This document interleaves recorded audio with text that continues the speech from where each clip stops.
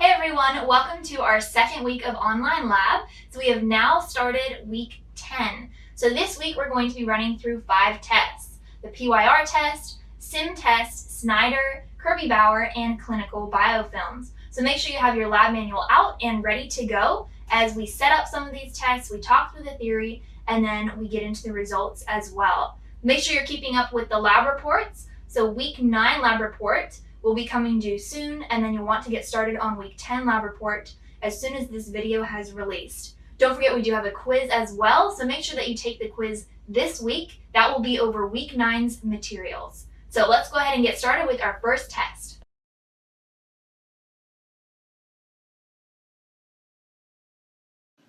Let's kick everything off with our first test, 519. So in your lab manual, go ahead and turn to page 389, and we'll talk through the theory before we run the test.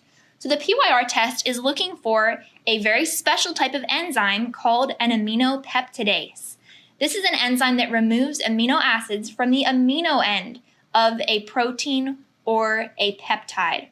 Now in the PYR test, we're looking for a very particular aminopeptidase, and this is L-pyrrolidonyl arylamidase.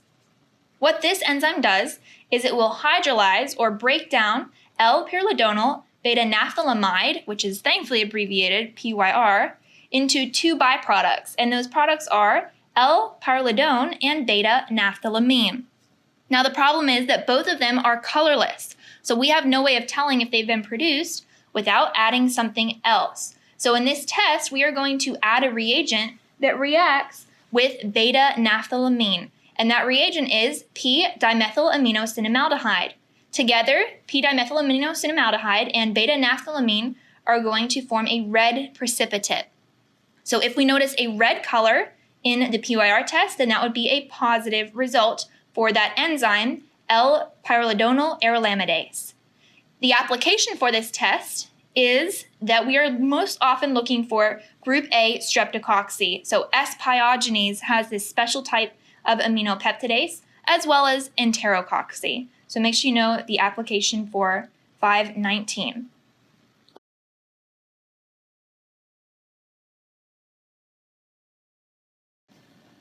Let's begin with the test itself. So right now on this glass slide here, I have 2 discs that have already been infused with L-pyrrolidonyl beta-naphthalamide. So that's the substance that the aminopeptidase will break down if bacteria has that particular enzyme. We are now going to inoculate each of these discs with bacteria. So ahead of time, we have on TSA plates Enterococcus faecalis and S. epidermidis. We're going to see which one of these is PYR positive, which one of them has that aminopeptidase. So to inoculate, I'm going to use an inoculating loop, and so we've got to make sure to use the flame as well. So let's start off with Enterococcus faecalis, so we'll make sure to sterilize that loop. You can never be too careful. And then we'll collect a good amount of the bacteria. We want enough so that we can actually see a color change. So we'll collect a fair amount just sliding along the top of the agar so we can see some on the loop. All right, then I'm going to transfer that bacteria to the disc, and I've labeled this side E for Enterococcus. I'm just scraping off some of the bacteria onto the disc, and again, it's kind of hard to see, but there should be a little bit of bacteria on there. And then of course we want to sterilize.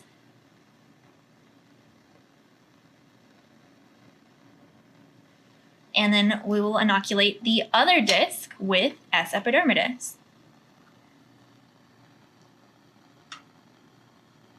So again, collecting a good amount. And this one grew a little bit better on the plate than Enterococcus faecalis. And we'll inoculate the second disc. Keep in mind these discs already have the L-pyrrolidonyl naphthalamide in them. So if one of these types of bacteria has L-pyrrolidonyl arylamidase, then it's already breaking that down into L-pyridine and beta-naphthylamine. Right now they're both colorless, so we want to see if beta-naphthylamine has been produced. So in order to see that, I'm going to add the reagent. And in this case, the reagent is that p-dimethylcinnamaldehyde, which is in this bottle here. I'm going to add a drop of that to each disc. If I see a red color within 10 minutes, then that means that beta-naphthylamine was produced. And so the bacteria is positive for L-pyridonyl arylamidase.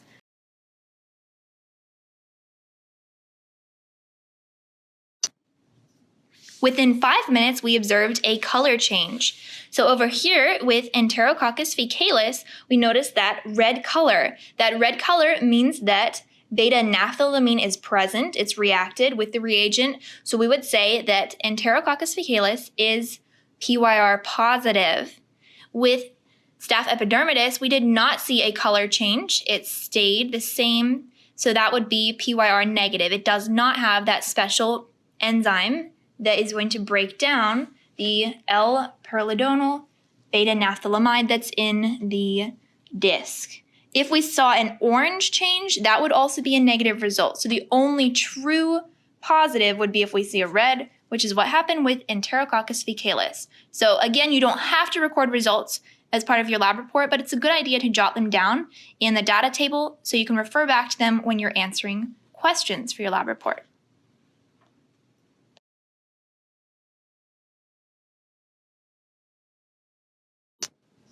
Moving on to our second test of the day, we're going to go to exercise 520. So this begins on page 393. So let's talk about what this test involves.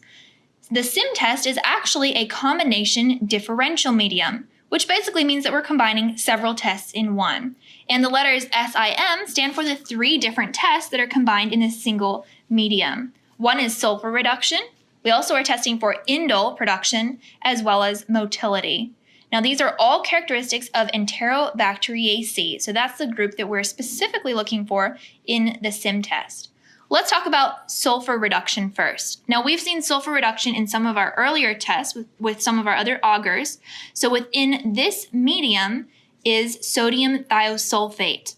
Now if sulfate is reduced, it can be reduced by 2 different enzymes. So bacteria will have one of these 2.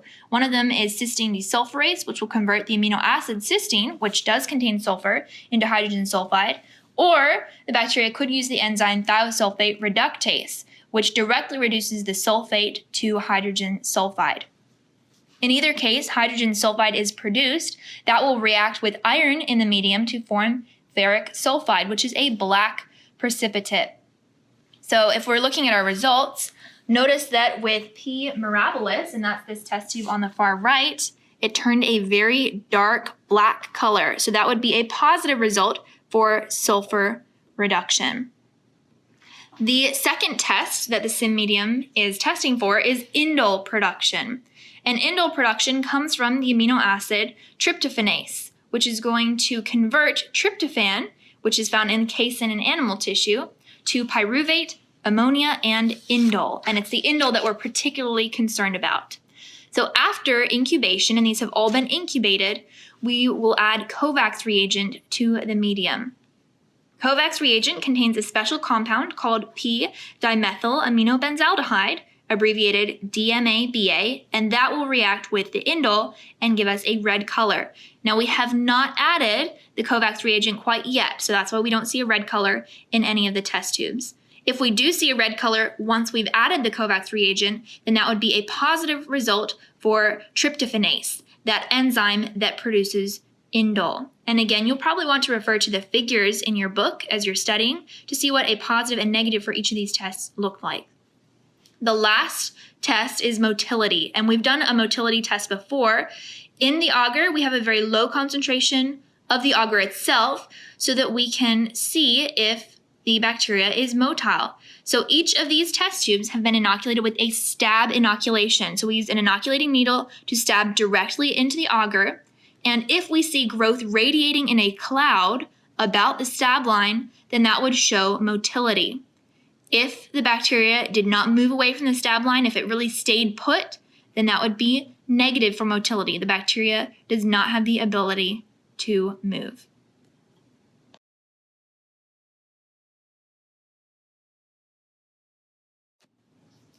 At this point, we've added the Kovacs reagent, so we'll notice right away that we see a red color at the top of one of the agars, and that is in the E. coli test tube. So let's take a look at this.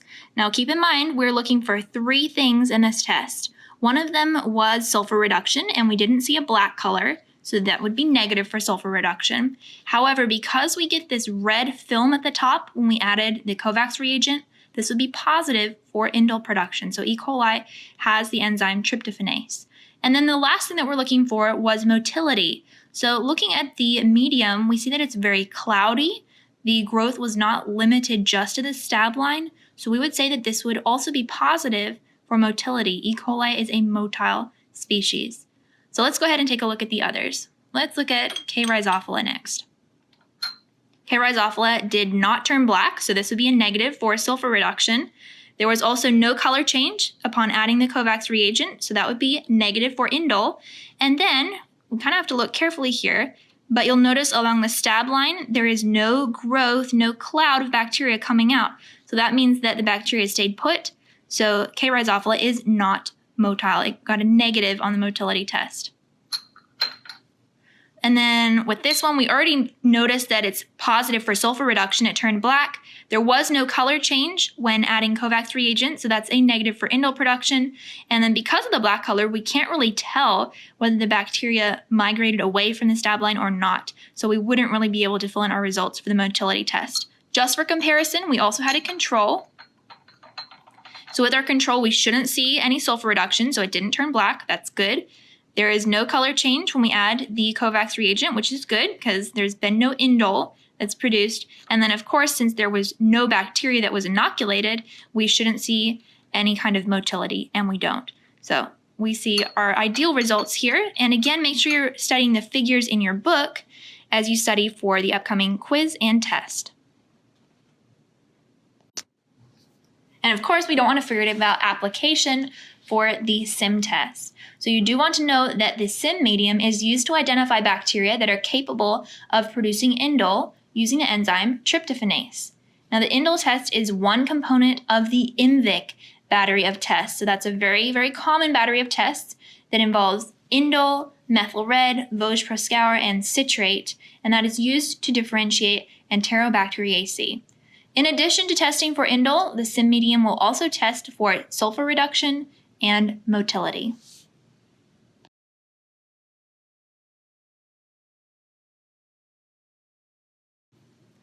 For 7-1, we're going to start on page 519. So go ahead and flip over there and we'll talk about the theory behind the Snyder test. Now the Snyder test has to do with oral bacteria. So those are bacteria that end up living on the teeth. Now the teeth are the only part of the body that present a hard surface to the environment. So microbial communities are able to attach to the surface of the teeth, forming what is called a biofilm. And on the teeth, this biofilm is known as dental plaque. Many of the microbes that attach to the teeth will ferment sugar, which in turn produces acid, and that's what makes dental plaque so bad. The acid will demineralize the tooth enamel and cause caries or cavities. The most notorious species for forming dental plaque would be Streptococcus mutans, other Streptococci, Actinomyces species, and Lactobacillus species. Now, the interesting thing about all of these is that they can withstand the acidic environment of the mouth. Most types of bacteria would not be able to withstand such a low pH. So in this particular test, the Snyder test medium is going to include glucose for fermentation, so allowing them to produce that acid, and it also is formulated at a very low pH of 4.8, so that will prevent most bacteria from growing. You'll notice that the medium is green, and that's because of the pH indicator, bromocresol green. Normally it will appear green, but if the pH drops below 4.8, it will turn yellow. Now, as we mentioned before, Lactobacilli and oral streptococci are able to survive in this acidic environment. So they will ferment the glucose, which lowers the pH even further. So if we notice that the medium turns yellow, that means that fermentation has occurred, so that there is some type of oral bacteria present that can withstand that acidic environment. So here, if we see a yellow color, that would be a positive result for oral bacteria. Green would be a negative result. So these 3 test tubes were incubated for up to 72 hours. Now, the test tube on the far left is a control, so this one was not inoculated with any type of bacteria. The one in the center was inoculated with Lactobacilli delbrueckii. So that's a type of bacteria that's commonly found in the oral environment. And then on the far right, this bacteria, or this test tube rather, was inoculated with saliva. So seeing if any bacteria are present in the saliva there. So what we did to inoculate them was we first melted the agar so that it was in a liquid form, inoculated these 2 test tubes, and then we incubated them. If they had turned yellow within 24 hours, then that would indicate a high susceptibility to dental caries. So thinking of the one inoculated with saliva here, if this one had turned yellow within 24 hours, that means there's a high possibility that whoever owns the saliva would be very susceptible to dental caries.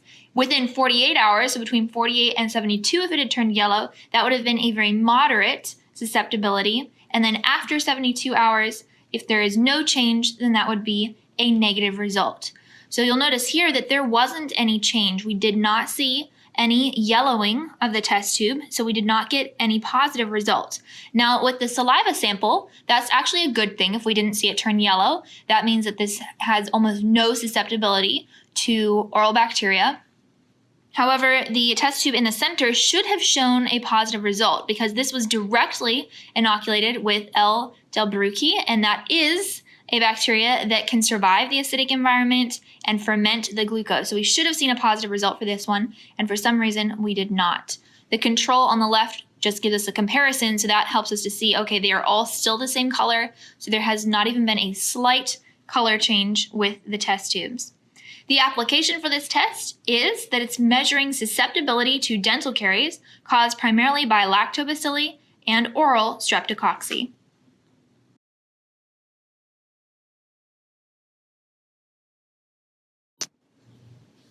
All right, we're going to walk through probably the most important step of the Kirby-Bauer inoculation, but not the entire test, because we already showed how to do a disc test on our last lab with the susceptibility test for bacitracin, Optogin, and Novabiocin. So this is set up very similarly, except for the dilution step, and that's what we're going to do right now. So before we inoculate the Mueller-Hinton agar, we need to dilute the pure culture. And for this one, remember we used E. coli and Staph aureus, so I'm going to show this with Staph aureus. I'm going to need to dilute this so that it matches a 0.5 McFarland turbidity standard. So these are pre-sealed test tubes that have the correct cloudiness or turbidity that my solution needs to be. So what we do is once we've inoculated it to the correct concentration, we're going to hold, see if I can actually pick this up. We'll hold a card with lines behind it, and we should be able to see the lines as clearly through the solution as we do with the turbidity standard. Let's go ahead and dilute this pure culture. So I'm going to use this clean test tube. The first thing that I'll do is add 3.5 milliliters of saline solution. So that's in my beaker over here. I'm going to use a sterile pipette to do that. And keep in mind that this marking at the very top of the pipette is 1 milliliter. So I really need 3.5 pipettes in the clean test tube. So we'll get 1,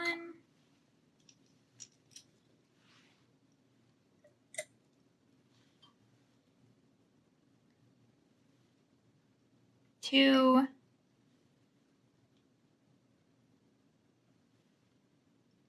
3, and we'll estimate about the halfway point. We do have a marking here for 0.5 milliliters. And so we have 3.5 milliliters of that sterile saline solution. We're then going to add just half a milliliter of the pure broth culture. So again, we'll get a nice clean pipette. And since we want 1/2 milliliter, I only want to draw it about halfway up the stem of the pipette. And again, we probably want to give this a good flick. You can see that the Staph aureus is kind of all collected at the bottom here of the test tube. And when we're using the pipette, we can even collect from the bottom of the test tube. So we want about 1/2 milliliter. There we go. It's about half.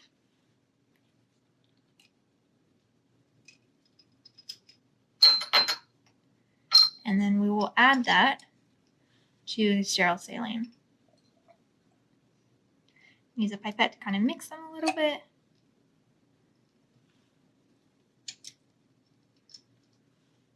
And then this would also go into the biohazard.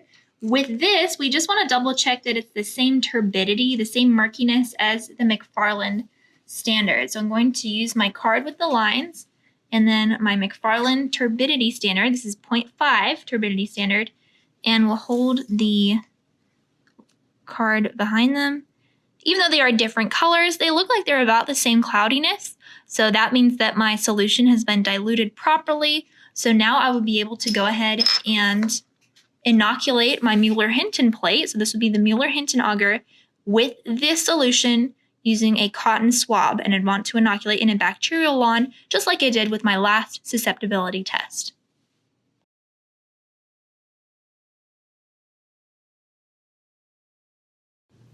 Let's talk about the Kirby-Bauer test. This is exercise 7.3, and it begins on page 529. So the Kirby-Bauer test is another type of susceptibility test, and we worked with susceptibility tests before. Here we're looking for antibiotics or antimicrobials. Now this is semantics, but it's good to know that antibiotics are natural antimicrobials that are produced by microorganisms. And when we use the words antimicrobials or antimicrobics, then that would just be our generic term for any kind of compound that is used against a microorganism. So that could be natural or synthetic. This particular test was developed by Alfred Bauer, William Kirby, and their team. They were the first to publish a standardized disc diffusion method to test the effectiveness of over 20 antimicrobials. So let's take a quick look at our plates here. You'll notice that around each disc, which contains an antimicrobial, is a zone of inhibition. Now the zone of inhibition is the clear zone where the concentration of the antimicrobial is high enough to stop the growth. Now the edge of the zone of inhibition, so the very edge of the clearing, is going to represent minimum inhibitory concentration, or MIC, where the concentration of the antimicrobial is now too low to prevent growth of that particular strain of bacteria. Now, contrary to what it may appear, the clear zone does not mean that the bacteria have been killed necessarily. There are actually two different types of antimicrobials. One type is bactericidal. This means that it does kill the bacteria completely. However, antimicrobials can also be bacteriostatic, which means that they stop the bacteria from dividing, but they don't actually kill them. Now, this test in particular is very highly standardized so that it's performed the same way every time by any microbiologist, and this will ensure reliable results.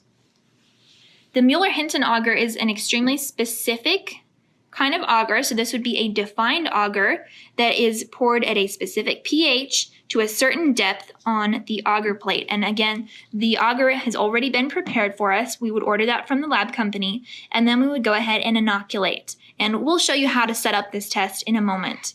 The inoculation is also very particular because we have to first dilute the broth culture before inoculating the plate. The cloudiness or the murkiness of the culture must match a 0.5 McFarland turbidity standard. So that means that the concentration of bacteria is going to be the same on each plate. You'll notice that on the plates we've created a bacterial lawn, and then after inoculating in the lawn, we would add the antimicrobial discs. These plates have been incubated at 35 degrees Celsius for 16 to 18 hours. At this point, we would then measure the diameter of each zone of inhibition and compare it to table 7-4. And so you want to make sure to have that open. That starts on page 531. So we're going to be comparing the diameters that we measure on our plates here to that table. And this is going to help us interpret whether that particular strain of bacteria, so we have S. aureus and E. coli, whether they are susceptible or resistant to each of these 4 different antimicrobials.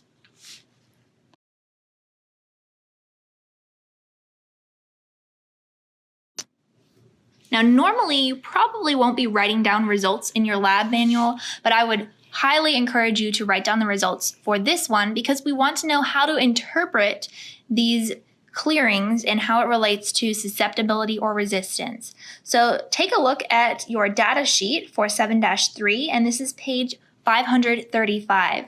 You'll be filling in table number 1, the interpretation of zone diameters. Now, for the first antimicrobial in your book, it lists chloramphenicol. We did not use that. Instead, we used streptomycin. So go ahead and cross out chloramphenicol and replace that with streptomycin. And we want to measure the zone of inhibition. We want to measure the diameter of that clearing for streptomycin for E. coli. So let's go ahead and do that. So I'm going to measure this zone of clearing here for streptomycin. And I want to make sure to record this in millimeters. So I'm using a metric ruler here. And that gives me a reading of about, let's see, I would say that's probably 16 millimeters. So you're going to write in 16 millimeters for streptomycin. And then we're going to refer back to table 7-4. 7-4, so this is on page 531. And we're looking under streptomycin. So streptomycin, and then we're looking under the zone diameter. So we said that this had a diameter of about 16 millimeters. So that was greater than or equal to 11. It was, and actually, we need to make a correction in your book here. They have the inequality signs around the wrong way. So with the resistant column, all of these should read less than or equal to, because if it's resistant, it's going to be smaller than the resistance breakpoint. So each of these are the resistant breakpoints, should be less than or equal to. Same thing with susceptible, they have the inequality around the wrong way, so it should be greater than or equal to, where the greater than sign is facing the opposite direction that it is right now. So keeping that in mind, we have something that is 16 millimeters, so that is not less than or equal to 11, so it's not resistant. It doesn't fall into the intermediate range. In fact, because we have a zone of inhibition of 16 millimeters, that is greater than or equal to 15. So we would say that E. coli is susceptible to streptomycin. We're going to do the same thing for the other 3 antimicrobials. So the next one is ciprofloxacin. So we'll take a look at this one over here, and this one probably is susceptible. This gave us a good zone of inhibition. And I would say this is probably about 40 millimeters. So 40 millimeters, when we take a look at the chart here for ciprofloxacin, we have something that is greater than 21 millimeters. So we would say that E. coli is also susceptible to ciprofloxacin. Next is trimethoprim on your table. So we'll measure the zone of inhibition here. This one I would say is probably about 24 millimeters in diameter. And looking at trimethoprim, 24 millimeters is again above the susceptibility breakpoint. So that means that it is susceptible. It is affected by trimethoprim. And then last, but not least, because this is a good opposite result, is penicillin. So let's measure that zone of inhibition for penicillin. It's extremely small. And I would say that's probably about, let's see, maybe 7 or 8. Let's go with 8 millimeters. Looking at the chart here, penicillin, in order to be susceptible to penicillin, it must be greater than or equal to 29 millimeters. Ours fell below 28 millimeters, well below, since we had only 8 millimeters. So because this is below the resistance breakpoint, we would definitely say that E. coli is resistant to penicillin.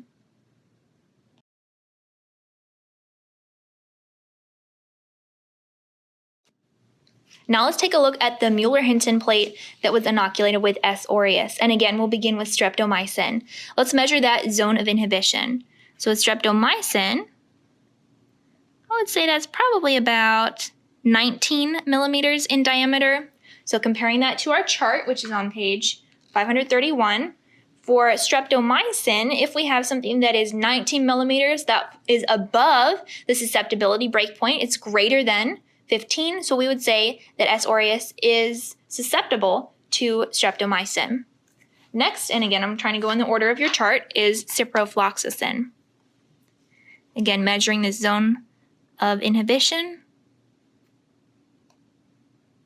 So that probably falls around 32 millimeters, and comparing this to our chart, 32 millimeters for ciprofloxacin is well above the susceptibility breakpoint. It's above 21 millimeters, so S. aureus is also susceptible to ciprofloxacin. I think trimethoprim comes next, so we'll do that one next, just so you can fill it in order. Measuring this zone of inhibition, we would get something around 27, 28 millimeters. And then trimethoprim, that is going to be well above the susceptibility breakpoint here as well. This is greater than 16 millimeters, so S. aureus is also susceptible to trimethoprim. And then we'll come back to penicillin. Keep in mind, E. coli was resistant to penicillin. Probably not going to be the case here. Notice that the clearing is very, very large for S. aureus. So again, we'll try and approximate this as best as we can. The zone of clearings are kind of running into each other. I would say this is probably 48 to 50 millimeters in diameter. And then for penicillin, anything that is greater than or equal to 29 millimeters is susceptible, and that was definitely more than 29 millimeters. So Staph aureus is also susceptible to penicillin. Staph aureus was susceptible to all 4 of the antimicrobials on this plate. What is the application that you need to know for this test? Basically, just know that the Kirby-Bauer test is a standardized method used to measure the effectiveness of antibiotics.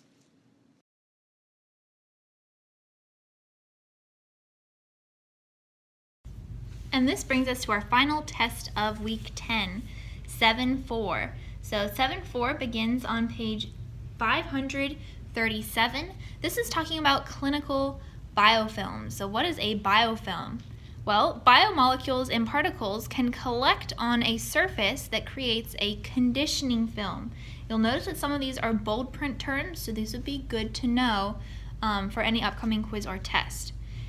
Because of that conditioning film, the surface is then going to become more hydrophilic and negatively charged. This will attract planktonic microorganisms to the surface that will then attach to the surface and begin secreting an extracellular polysaccharide known as the glycocalyx. The glycocalyx will act as a glue for the biofilm, so it'll start to build up. Now, if the biofilm gets too thick, it can detach. Eventually, a sort of equilibrium is reached where the amount of biofilm that is lost will equal the amount of biofilm that is being formed. So what forms biofilms? The 2 species, S. aureus and S. epidermidis, are known for forming biofilms on invasive medical devices, such as needles and catheters. So this is a big problem for medical institutions. These biofilms can then cause nosocomial or healthcare-associated infections. In fact, S. aureus nosocomial infections are second only to Clostridium difficile in their prevalence. So this is a huge issue in the healthcare industry. So in this particular test, we're going to look at whether a species has the ability to produce a biofilm. So right now, the test tubes that you're looking at are just regular tryptic soy broth. So remember how we had TSA plates, tryptic soy agar plates, that were our control. They allowed all kinds of bacteria to grow. This is the same thing, it's just a broth version. So it's known as tryptic soy broth. Each of these was treated a little bit differently. So one of them is the control. This one here was not inoculated at all, so that would just be the standard color of TSB, tryptic soy broth. This other test tube was inoculated with 2 different species, S. aureus and S. epidermidis. So those 2 species that are notorious for forming biofilms. In addition to being inoculated with the 2 bacteria, we also added glucose, and glucose gives them a substrate for fermentation. What we are now going to do is empty out the cultures and then add crystal violet to dye any possible biofilm. So we'll come back right after we have finished that step.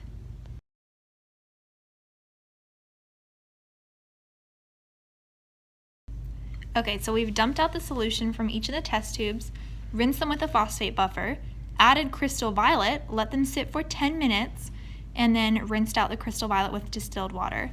Now the test tube on the left was our control, so this had no bacteria inoculated, so this means that there was no biofilm present, so the crystal violet rinsed completely out of the test tube.